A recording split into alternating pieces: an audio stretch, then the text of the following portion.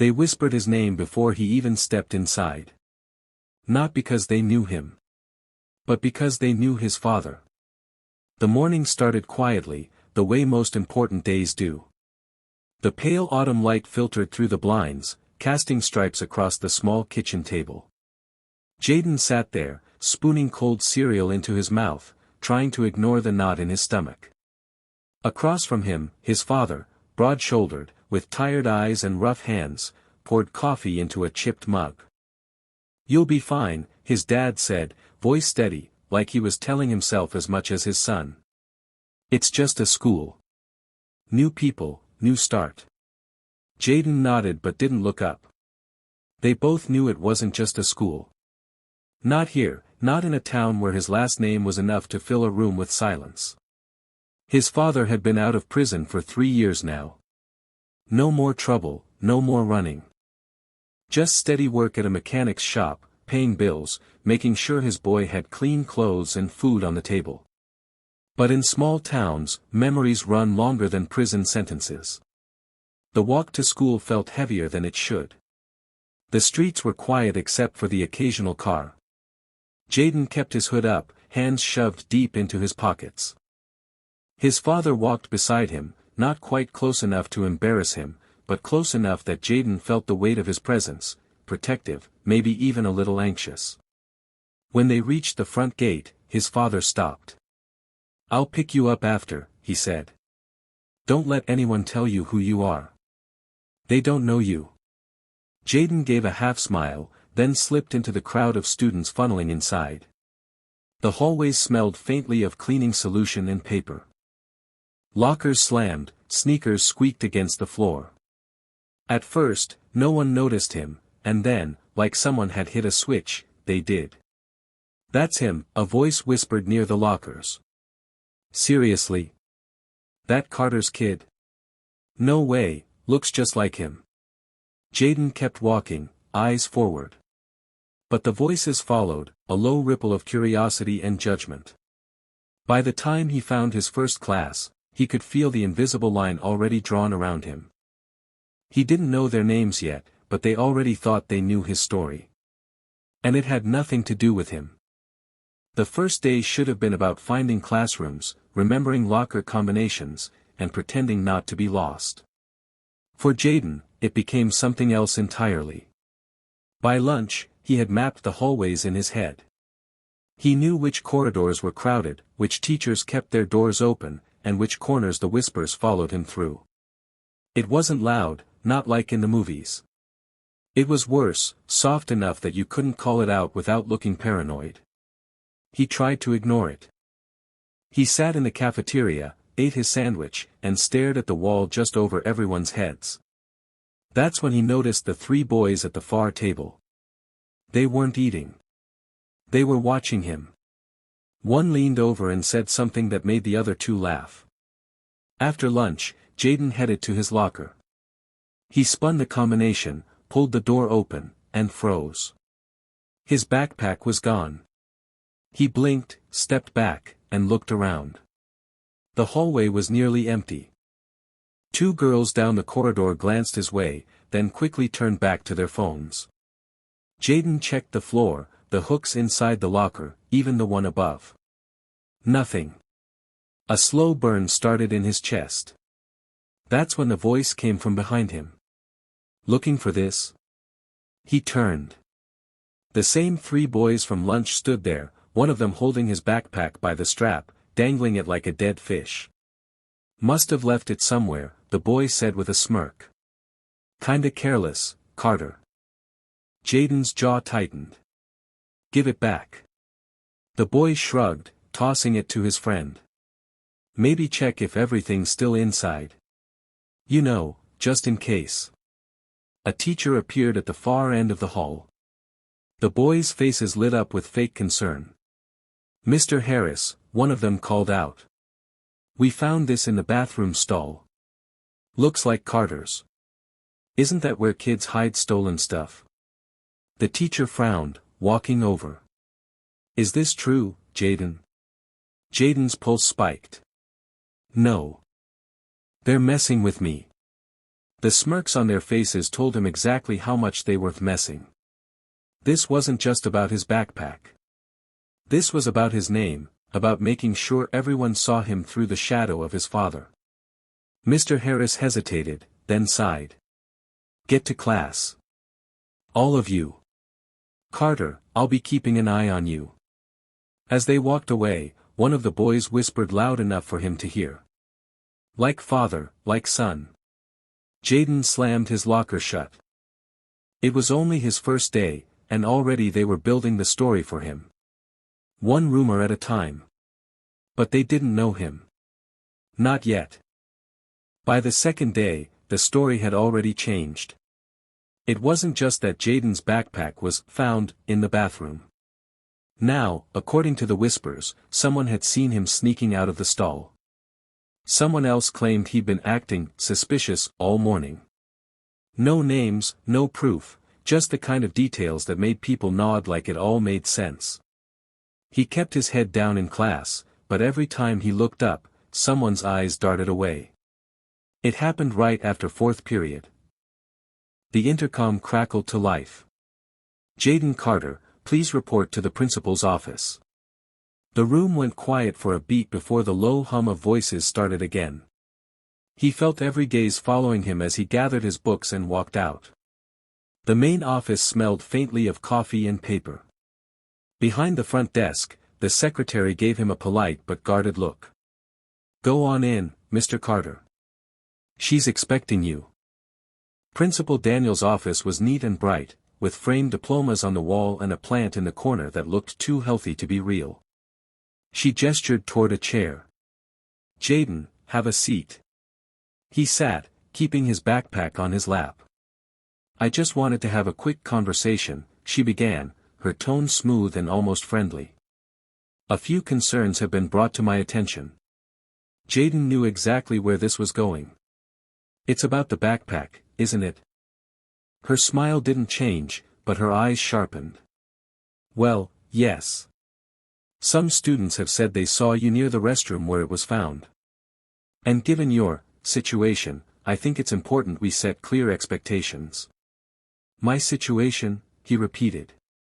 You're new here, she said quickly, as if correcting herself. We want everyone to feel welcome. But trust is something that has to be earned. Jayden's fingers tightened around the strap of his bag. I didn't take anything. They set me up. She folded her hands on the desk. Rumors are tricky things. I can't control what students say. But I can tell you that first impressions matter.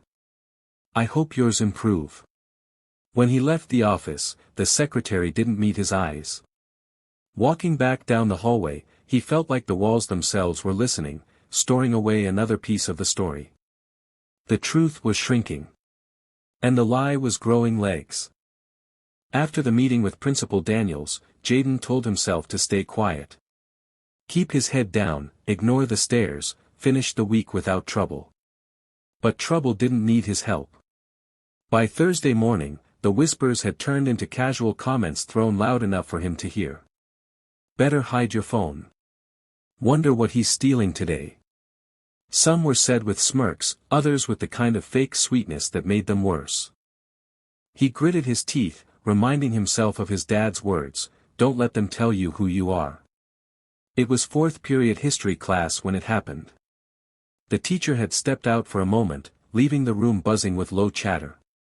Jayden sat near the back, flipping through his notes, trying to ignore the two boys across the aisle.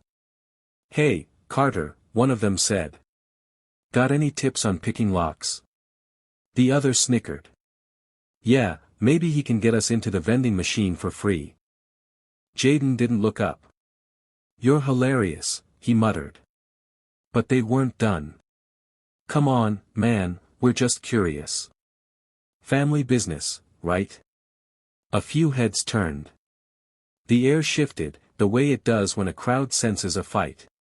Jayden slowly closed his notebook. He turned toward them, his voice low but clear. You think you know me because you know my dad's past. Here's the truth, if none of you can write a single thing worth reading about your own life, that doesn't mean I can't live mine without repeating his mistakes. One boy frowned. What are you talking about? I'm talking about this. Jayden's voice rose now, sharp enough to cut through the chatter. You all act like I'm some criminal waiting to happen. Like you're better than me because your dads didn't make headlines. But here's the thing, maybe you're not better. Maybe you're just louder. A ripple went through the class. He leaned forward, his gaze locked on them. You think you can push me around, but all you are is a bunch of cowards hiding behind each other. A bunch of, he stopped himself, then didn't. A bunch of punks who can't stand the idea that someone you've already decided is less might actually be more. Silence. Even the ones who usually laughed at this stuff weren't smiling now. It was then he noticed movement in the doorway. Miss Keller, the history teacher, had returned. She stood there, watching him with an unreadable expression, one eyebrow slightly raised. Is there something I should know about? She asked evenly. Jayden glanced around. No one spoke. For the first time since he'd walked into this school, the room wasn't full of whispers. When the bell rang, no one moved right away. Miss Keller's gaze swept the room, lingering just long enough to make everyone uncomfortable. Then she said, Carter, stay a moment. The rest of the class filed out, some casting curious looks over their shoulders. Jayden stayed by his desk, arms crossed. Miss Keller closed the door behind the last student. You've got a fire in you, she said, walking toward him. That's good.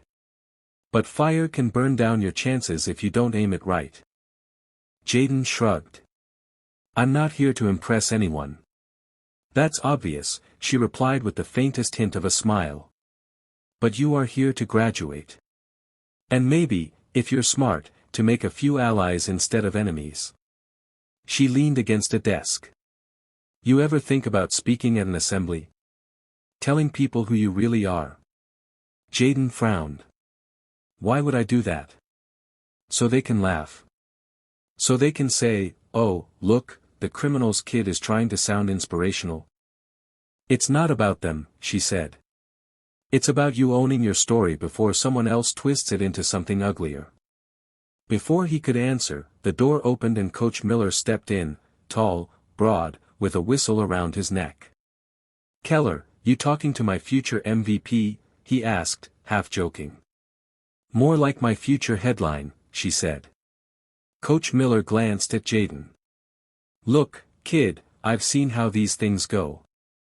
People judge fast, but they can change their minds just as fast if you give them a reason. Doesn't have to be an assembly. Could be the school paper, or the local youth program. You'd be surprised who's willing to listen. Jayden shifted uncomfortably. I'm not trying to prove anything to anyone. If they've already decided who I am, then fine. Let them keep their opinions. Yeah. Coach Miller said. And what happens when their opinions close doors for you? Scholarships, internships, people talk. You've got one shot to set the record straight before it sticks for good. Miss Keller's voice softened. You're not your father's mistakes, Jayden. But if you don't say that out loud, some people will never figure it out on their own.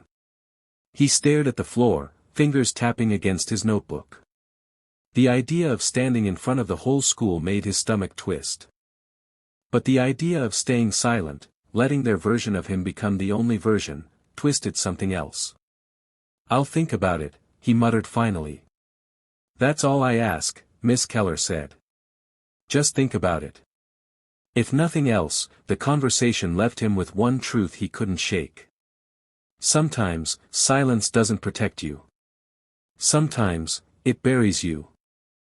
Jayden had almost convinced himself that maybe things would quiet down. Miss Keller's words had been circling in his head, and even though he wasn't ready to stand on a stage, he'd started imagining what he might say if he did. But Friday morning shattered that illusion before first period. He was at his locker when a sharp, angry voice cut through the hallway noise. There he is. Jayden turned. A man in his late 40s stood at the far end of the corridor, face flushed, eyes locked on him. He wore a worn leather jacket and clutched a folded newspaper in one hand. Students slowed, sensing drama. "You're Carter's boy, aren't you?" the man barked, striding closer. "You look just like him." Jayden's mouth went dry. "I'm not my dad." The man's laugh was bitter. "That's what they all say. You know what your father did to me?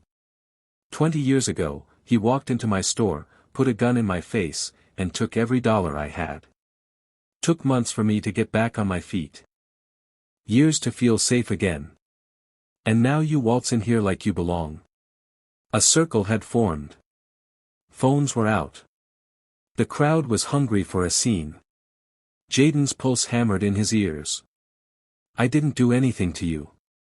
"Not yet," the man snapped. "But I've seen how this goes. The apple doesn't fall far from the tree. You think I'm gonna just stand by and watch you do to someone else what he did to me?" Something in Jayden snapped. "You think you know me because you met my father at the worst moment of his life. You don't know the man who raised me since he got out. You don't know what he's done to make things right." The man's voice rose. "You defending him? He ruined lives. And he saved mine." Jayden shot back. "I wouldn't even be here if he hadn't fought to stay clean. But I guess you'd rather keep hating him than believe people can change." By now, 2 teachers had stepped in, trying to push the man back. The noise was too loud, the crowd too big. Principal Daniels appeared, her voice cutting through the chaos. "That's enough. Everyone, back to class." The man left, still shouting over his shoulder. Jayden stood there, fists clenched, the weight of 100 stares on him. Daniel's face was tight. "Carter, my office. Now." An hour later, the announcement came over the intercom: the afternoon award ceremony was postponed, due to unforeseen circumstances. Jayden knew exactly what those circumstances were. And he also knew this wasn't over. Tomorrow, he'd either have to clear his name, or let theirs define him forever. Saturday morning was too quiet. Jayden sat at the kitchen table, staring at the note cards Miss Keller had insisted he make. He hadn't decided if he would actually use them. His dad moved around the kitchen, fixing coffee like it was any other day. Neither of them mentioned what had happened yesterday. "You don't have to go," his dad finally said. "Yes, I do," Jayden replied. "If I don't, then they win." His dad's eyes softened. "Then go and make them listen." By noon, the gym was packed. The postponed Student Excellence ceremony had drawn not just students and parents, but half the town. The bleachers creaked under the weight of hundreds of eyes. Jayden stood backstage, palms sweaty. Miss Keller squeezed his shoulder. "Remember, you're not here to convince them you're good. You're here to remind yourself you always were." When they called his name, the applause was polite, measured. He stepped out into the light. That's when he saw them, his dad, sitting in the last row, head high. And a few seats over, the man from yesterday, arms crossed, expression unreadable. He reached the podium, adjusted the mic. "I know some of you think you already know me," he began. His voice was steady, but the gym felt like it was holding its breath. "You've heard whispers. Stories about my dad. Some of them are true. He made mistakes, big ones. Ones he paid for. But here's what you don't know, the man who came home from prison wasn't the same man who went in. He worked 2 jobs so I could stay in school. He made me breakfast every morning. He taught me to tell the truth, even when it's hard. Especially when it's hard." A murmur ran through the crowd. "I'm not here to erase what happened before I was even born. I can't. But I can tell you this, my life is mine. I'm not my father's crimes, and I'm not the rumor you heard last week. I'm the choices I make now. And I choose not to let someone else's mistakes decide who I get to be." He looked directly at the man from yesterday. "It's easy to believe people can't change. It's harder to admit you might be wrong about them. But every time we decide someone's story before they can tell it, we steal their chance to be more. For a moment, there was only silence. Then, slowly, hands began to clap. It built, row by row, until the sound filled the gym. Jayden stepped back from the mic. From the corner of his eye, he saw his father stand, clapping with the rest. And then, surprisingly, the man in the leather jacket rose too. Their eyes met, no handshake, no words, just a look that said maybe there's more to you than I thought. Miss Keller caught his gaze from the side of the stage and mouthed, "Told you." As Jayden left the podium, his dad met him at the edge of the floor. They didn't hug, not here, not now. But his dad's hand on his shoulder was enough. "Proud of you, son," he said. For the first time since he'd walked into this school, Jayden felt lighter. The whispers would still be there tomorrow. But so would the truth, and now, it was louder.